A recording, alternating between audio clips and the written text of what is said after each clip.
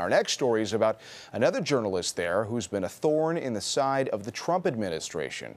Reviled by the right, loved on the left, CNN's chief White House correspondent Jim Acosta is best known for a fiery exchange with the president.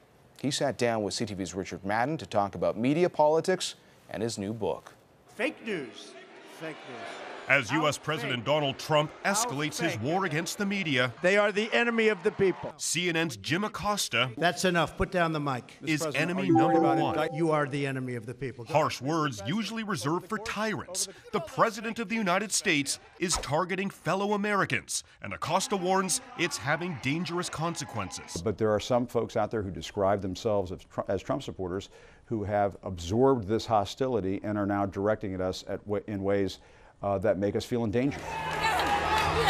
From threats and violence at Trump rallies, the Time Warner building has been evacuated, or pipe bombs mailed to CNN headquarters, journalists are getting death threats inspired by Trump's anger. It started off as an act where he would taunt and troll us and call us fake news and even the enemy of the people, has really spiraled out of his control. In his new book called Enemy of the People, Acosta describes a chaotic White House where Trump's own staff worry about his outbursts and erratic behavior.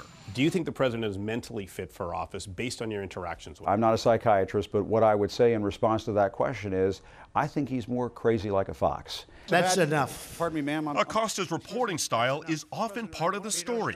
His defenders praise him for bravely calling out lies and spin. The White House calls him a shameless self-promoter.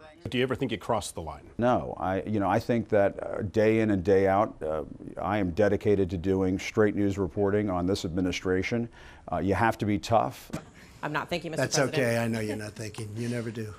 I'm sorry? And reporters may need to get tougher with election season heating up. This rhetoric, this behavior that he engages in, he's been able to realize some short-term political gains up until this point. The question is, can he sustain it and win re-election in 2020? And I have my doubts. Got a whole big combination. Taking shot after shot, Acosta says freedom of the press is a battle worth fighting, and journalists won't be intimidated by a president who relishes conflict. Richard Madan, CTV News, Washington.